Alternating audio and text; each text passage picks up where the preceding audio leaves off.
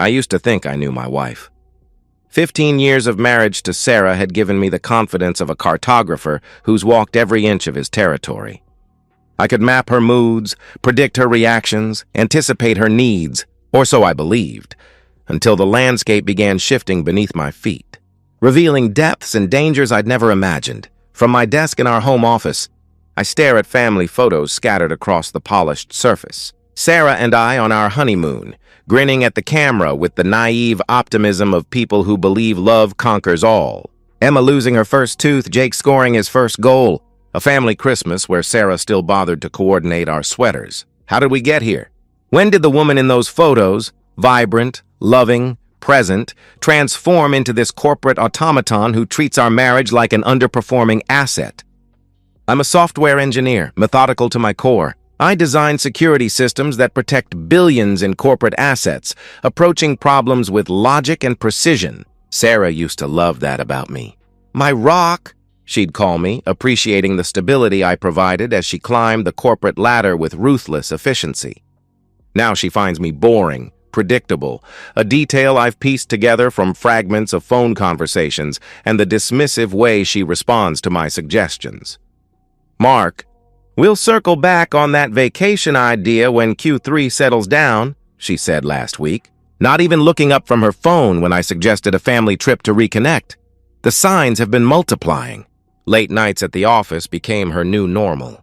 Business trips doubled, then tripled. Sunday dinners, once sacred family time, now happen without her. Her phone buzzes constantly with urgent work messages she shields from view, turning the screen away whenever I enter the room. Emma asked me yesterday why Mommy doesn't eat dinner with us anymore. I had no answer that wouldn't sound like an accusation or a lie. Jake stopped showing Sarah his drawings last month, after she responded to his proudly presented masterpiece with a distracted while scrolling through emails. I've watched my family disintegrate in real time, my analytical mind cataloging every slight, every dismissal, every moment Sarah chooses her career over us. The data points toward a conclusion I'm not ready to accept. Tonight was different. I walked into our bedroom to find Sarah's laptop open on the bed. Before she could snap it shut, I caught a glimpse of a chat window. 2 fragments burned into my retinas in the split second before the screen disappeared. Can't wait for Friday and Mark won't suspect.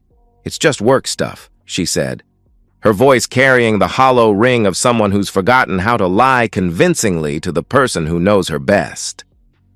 I didn't say it wasn't, I replied, maintaining a calmness I didn't feel. She closed her laptop with a decisive click. I'm exhausted.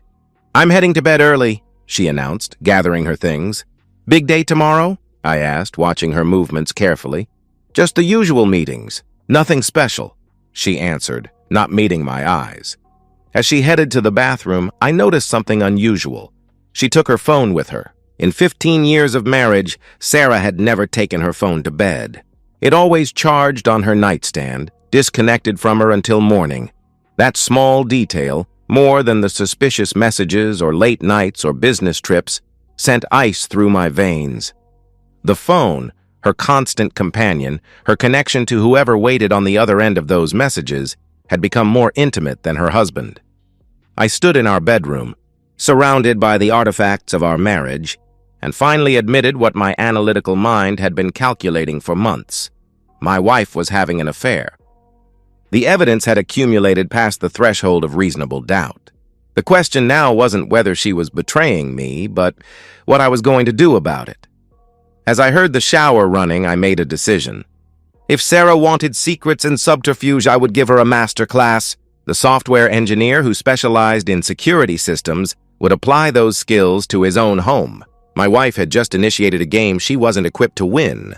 The following morning, I found myself oddly calm, like a man who'd finally identified the source of a mysterious noise that had been driving him slowly insane. Sarah left for work earlier than usual, kissing my cheek with distant affection before disappearing into her carefully scheduled day. I watched her car pull out of the driveway, noticed the way she checked her appearance one last time in the rearview mirror, and felt nothing but a detached curiosity. Who was she preparing to impress? For 2 weeks, I'd tried all the digital surveillance methods my software engineering background made available to me. I'd checked her browser history, cleared daily, attempted to access her email, two-factor authentication blocked me, even installed tracking software on our home network. She conducted all suspicious activities on her work devices or mobile data. Sarah wasn't just tech-savvy. She was deliberately covering her tracks. This wasn't carelessness or opportunity. This was calculated deception. I needed a different approach. Technology had failed me, which meant I needed something more primitive, more human. Saturday morning found me in the yard, mechanically trimming hedges as my mind churned through possibilities. So absorbed was I in my plotting that I didn't notice Gus Martinez approaching until his weathered hand appeared over our shared fence, holding out a cold beer. "Looks like you could use this more than the shrubs need trimming," he said, his voice gravelly from decades of cigarettes he'd given up 5 years too late. Gus was everything I wasn't. A 68-year-old former Army Ranger with calloused hands and sharp eyes who spent his retirement tending a vegetable garden and observing the neighborhood with military precision. In the 3 years since he'd moved next door, we'd developed an unlikely friendship. He found my technical knowledge fascinating. I admired his practical wisdom and no-bullshit approach to life. I accepted the beer and took a long pull, the cold bitterness matching my mood perfectly. "Woman troubles?" Gus asked, with the directness of someone who'd seen too much to waste time on social niceties. Something in me cracked, the pressure of suspicion, the weight of evidence, the exhaustion of maintaining a facade of normalcy. "I think Sarah's having an affair," I confessed, the words emerging with surprising steadiness. I expected platitudes about communication or marriage counseling. Instead, Gus nodded slowly, his eyes narrowing slightly. "I've been watching," he admitted quietly. "She leaves every Tuesday and Thursday at 7 p.m. sharp. Returns around 11. Always parks 2 blocks away when she comes home. I see her walking up from Miller Street." The beer nearly slipped from my hand. "You've been watching my wife?" I stammered in disbelief. Gus shrugged unapologetically. "I watch everything in my territory. Old habits from Ranger days. Something felt off, so I paid attention. The revelation hit me like a physical blow. While I'd been fumbling with digital surveillance, Gus had been quietly collecting intelligence through simple observation. He'd confirmed my worst fears with nothing more than military-grade attention to detail. "There's more," Gus continued, leaning closer over the fence. "Those yoga classes on Tuesdays? Never seen yoga clothes in your laundry line after. The phone calls she takes in your backyard after the kids are asleep. The way she checks her makeup before leaving on those evenings. Different than her usual work routine." My analytical mind rapidly processed this new data, integrating it with my existing suspicions. "How long have you been noticing this?" I questioned. 3 months, give or take. Started around when that fancy marketing award was announced in the local paper," he answered thoughtfully. 3 months, 90-some days of betrayal while I'd worked late, cared for our children, and tried to rebuild the connection with a woman who was already gone. "In the Rangers," Gus said, "we learned to trust gut instincts. Your gut's screaming danger, son. Question is, what are you going to do about it?" I realized I'd been approaching this like a software problem, looking for digital evidence while ignoring behavioral patterns. "I need proof," I said finally. "Something concrete." Gus drained his beer and set the bottle on the fence post. "You're thinking too much like an engineer. You need to think like a hunter," he advised, watching my reaction carefully. "I've got equipment from my security consulting days. Good stuff, professional grade. Not the toys they sell to paranoid homeowners." "You're suggesting we spy on my wife?" I asked, though I already knew the answer.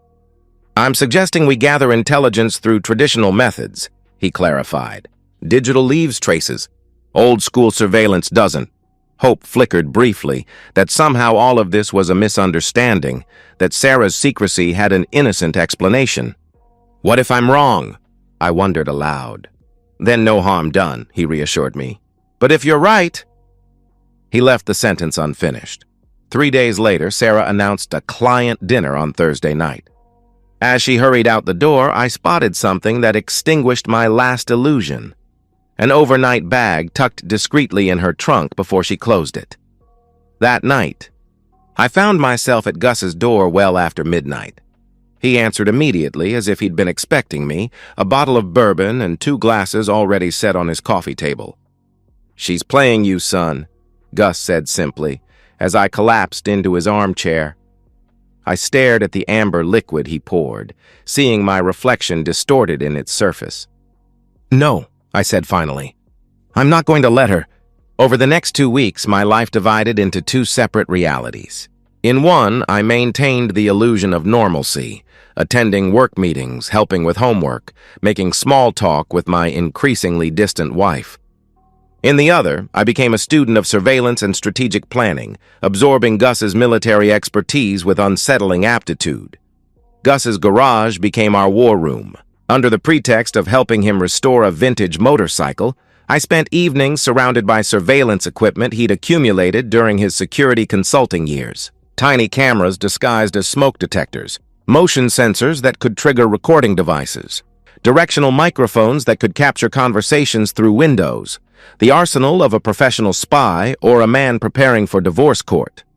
In combat, you learn patience, Gus explained while calibrating a miniature camera so small it could be hidden in a book spine. Good hunters wait for the perfect moment.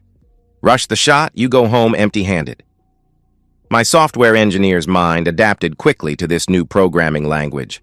Not code, but human behavior patterns and surveillance logistics. I found myself thinking in new terms: sightlines, digital blind spots, behavioral routines. Sarah's predictability, the very quality that had once reassured me, now made her vulnerable to observation. The plan emerged through methodical iteration. I would announce a business trip to Sacramento, a software security conference I'd attended in previous years, making the cover story believable. The trip would span Thursday through Saturday, giving Sarah ample opportunity to bring her lover home if she'd grown bold enough.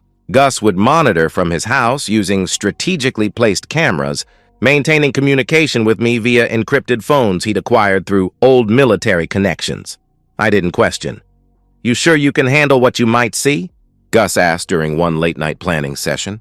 After we'd determined optimal camera positions in my bedroom, living room, and kitchen, the most likely locations for an intimate encounter, my response surprised both of us. "I need to know, whatever it costs," I declared with newfound resolve. Something shifted in Gus's expression. Recognition, perhaps, of how far I'd traveled from the mild-mannered engineer who'd once asked him for gardening tips. "Sometimes evidence isn't enough," he said carefully. "Sometimes you need to send a message." I should have been alarmed by the implication, but found myself nodding instead. "What kind of message?" I inquired. "That depends on what kind of man you discover yourself to be when the moment arrives," he responded cryptically, cleaning a lens. As our preparations intensified, so did Sarah's suspicious behavior. Her absences grew longer, her stories more elaborate. When I mentioned the upcoming conference, she expressed just the right amount of disappointment, while failing to hide the calculation in her eyes. Within an hour, she'd suggested the children might enjoy staying at her mother's house that weekend, giving her time to catch up on work without interruptions. Every detail confirmed our trap was baited perfectly. My relationship with Emma and Jake became poignant during these preparations. They sensed the tension, responding in ways that broke my heart daily. Emma, at 12, had developed a protective coolness towards Sarah, intercepting her brother's questions about Mommy's absences with the preternatural maturity of children who learn to navigate adult failures. 9-year-old Jake simply drew more pictures, mostly of our family standing together, holding hands under impossibly bright suns, as if he could manifest connection through crayon and paper. One night, helping Emma with algebra homework, I realized I was potentially seeing them in their current family dynamic for the last time. After this weekend, everything would change irrevocably. The thought paralyzed me briefly. "Dad, are you okay?" Emma asked, her young face showing concern too advanced for her years. "Just thinking about a tough problem," I replied, forcing a smile. "Is it about Mom?" She probed quietly. The question caught me off guard. "Why would you ask that?" I countered, surprised by her perception. Emma shrugged with deliberate casualness. "You look at her differently now. Like you're trying to solve a puzzle," she observed wisely. Children see everything. I underestimated how much my daughter had absorbed, how clearly she'd read the subtle shifts in our home's emotional temperature. Sometimes grown-up relationships get complicated, I said carefully. Are you and Mom getting divorced? She asked, her voice small but steady. I considered lying, offering reassurance I couldn't guarantee. Instead, I chose a partial truth. I don't know what's going to happen, Em, but I promise, whatever changes, my love for you and Jake never will, I vowed sincerely. She nodded, turning back to her equations with the resignation of a child who's already anticipated the answer. The final preparation involved giving Gus a house key, ostensibly for emergency access, but both understood the deeper implications. He would have the ability to enter my home if the situation required immediate intervention. The weight of this decision settled over me as I handed over the key, recognizing I'd crossed a line from passive observer to active participant in whatever came next. Friday morning arrived with strange clarity. I packed my overnight bag while Sarah pretended to sleep, though I caught her watching through barely closed eyes. I kissed the children goodbye, holding them longer than usual, breathing in the scent of their hair, memorizing the feeling of their arms around my neck. As I drove away, I glanced in my rearview mirror and saw Sarah already on the phone in our bedroom window, her expression animated with anticipation. She'd been waiting for this moment as much as I had, just for entirely different reasons. The trap was set. The hunt had begun. I checked into a motel 20 minutes outside town, a forgettable place with paper-thin walls and a neon sign missing 3 letters. Sacramento existed only in text messages to Sarah and a carefully constructed digital trail. Flight confirmation emails sent to myself, conference registration receipts, and automated out-of-office response. In reality, I remained close enough to return home within half an hour when the moment arrived. The motel room became my forward operating base. I spread surveillance equipment across the sagging mattress. The encrypted phone Gus provided, a laptop showing live feeds from cameras we'd installed, portable recording devices charged and ready. The methodical preparation kept me functional, prevented me from drowning in the toxic brew of emotions churning beneath my calculated exterior. Gus's first message arrived at 2:17 p.m. Surveillance active. All systems operational. His military background showed in his communications. No wasted words. No emotional content, just facts delivered with tactical efficiency. At 3:30 p.m., target departed house. Shopping trip or setup preparation. I stared at the word target, my wife of 15 years reduced to an objective in a surveillance operation. The term should have bothered me, but instead felt appropriate. Sarah had made herself a stranger. Now she would be treated as one. The updates continued with maddening regularity. 5:15 p.m. Target returned with shopping bags. Appears to be food items and wine. 6:23 p.m. Target showered. Changed clothes 3 times before selecting black dress. Lingerie visible during changes. 7:08 p.m. Target on phone appears excited. Checking watch repeatedly. Each message increased the pressure, confirming our worst suspicions while building toward the inevitable climax. I found myself pacing the small room, checking equipment obsessively, fighting the urge to drive home immediately and confront whatever awaited me there. At 7:46 p.m., the moment I'd both dreaded and anticipated arrived. Company arriving. Black BMW, male, approximately 30, athletic build, confident walk. They're embracing at the door. My hands trembled as I opened the attached photo. Even in the grainy surveillance image, I recognized him immediately. Derek Hughes, Sarah's ambitious junior colleague. The man she'd mentioned with increasing frequency over recent months, whose name peppered her conversations until it became a constant presence in our home.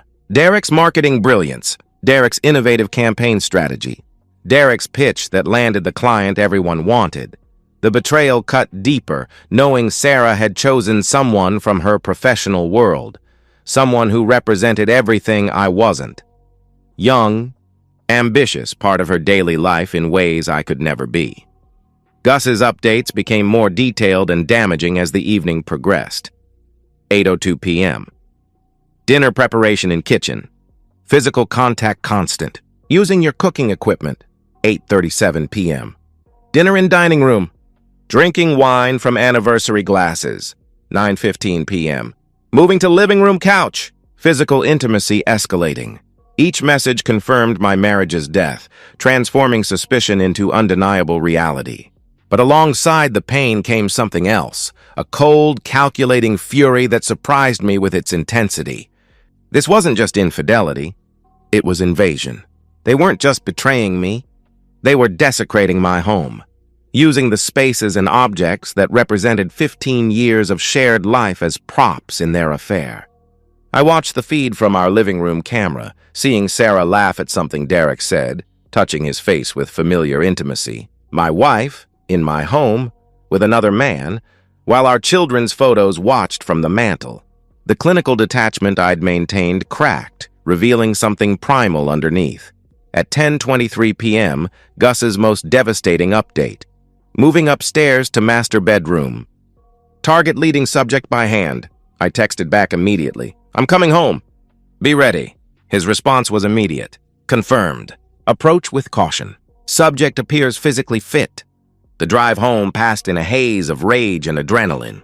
My hands shook on the steering wheel as my mind cycled through images of Sarah and Derek together in our bed, calculating the scope of the betrayal, the duration of the lies, the complete destruction of everything I'd built over 15 years. I parked 3 blocks away, following the protocol Gus and I established during planning. He met me at the designated corner, dressed in dark clothing that made his military background suddenly obvious. His expression showed the same cold determination I felt radiating from my core. Last chance to reconsider, Gus said quietly as we approached my house. Once we go in there, there's no taking it back. Law doesn't look kindly on what we're about to do. My response came from somewhere deep and primal. She brought him into my house, into my bed, where my children sleep, I growled, beyond rational thought. Gus nodded once, accepting this as sufficient justification. Follow my lead. Quick and controlled. Remember the objective. Maximum psychological impact, minimum legal exposure, he instructed calmly. We approached the house like the tactical operation it had become. Gus checked sightlines and identified escape routes with practiced efficiency. The surveillance feed on my phone showed Sarah and Derek still upstairs, completely unaware their sanctuary was about to become a trap. My key turned silently in the front door lock. The house felt foreign, contaminated by what was happening upstairs in my bedroom. Every family photo on the walls, every piece of furniture Sarah and I selected together, every memory embedded in these rooms felt like mockery now. Gus signaled toward the stairs. Through the hallway, we could hear voices. Sarah's laugh, soft and intimate in a way it hadn't been with me for years. Derek's confident murmur promising things I couldn't distinguish. 6 months ago, these sounds would have destroyed me. Now they fueled something much more dangerous. We ascended the stairs with calculated silence, positioning ourselves outside the master bedroom door. I could hear Sarah clearly now, saying Derek's name with breathless intensity, the same tone she'd used with me in the early years of our marriage, before children and careers and the slow erosion of intimacy. Gus looked at me, eyebrows raised in silent question. Ready? I nodded once. With military precision, Gus counted down from 3 using hand signals, then struck the door with his shoulder, sending it crashing inward with explosive force. I followed immediately behind, my vision tunneling to focus on the scene that had haunted my nightmares, Sarah and Derek. Caught in the most intimate betrayal possible, in the bed where my children were conceived. The bedroom door exploded inward with a sound like a gunshot. Time slowed, details burning into my memory with hyper-real clarity. Sarah's expression transitioning from passion to shock to terror in microseconds. Derek's body jerking upright, the sheet falling away. The glow of my bedside lamp casting everything in amber accusation. Derek's reaction was immediate and telling. Instead of fear or shame, his face showed arrogant irritation, as if I were an inconvenience rather than the betrayed husband whose life he was destroying. He turned to Sarah with an incredulous look. "What the hell, Sarah? You said he wouldn't be back until Sunday," he complained, treating my presence as merely an inconvenience. That casual dismissal, the implication that they'd discussed me like an obstacle to be managed, ignited something primal within me. This man knew about me, had been briefed on my schedule and habits by my own wife. I was a character in their story, not even important enough to be the villain, just a complication to be worked around. Sarah's scream cut through the room, a sound of pure panic rather than remorse. "Mark, what are you doing here? This isn't," she stammered, clutching the sheets to her chest, "what it looks like." I finished for her, my voice unnervingly calm even to my own ears. "Then what is it, Sarah? A business meeting? Client relations?" Derek, displaying the arrogance that would seal his fate, reached for his scattered clothes with infuriating confidence. "Look, Mark, let's be adults about this. These things happen in marriages," he began with patronizing calm. My fist connected with his jaw before he could finish the platitude, the impact sending a shockwave up my arm. The blow caught him completely off guard, his head snapping back against the headboard of my bed, the bed I'd assembled when we moved into this house, where I'd nursed Sarah through 2 bouts of flu, where we'd conceived both our children. Derek crumpled against the pillows, eyes wide with disbelief. In that moment, I saw him clearly, not the marketing wunderkind or sophisticated rival, but a soft, entitled man-child who'd never faced consequences for taking what wasn't his. "Mark, stop!" Sarah screamed, clutching the sheet around herself. "You've lost your mind! I'm calling the police!" she threatened, reaching for her phone, but I couldn't stop. Every late night she claimed was work. Every lie she told our children about why Mommy couldn't make it to dinner. Every moment of intimacy she'd shared with this arrogant predator fueled blow after blow.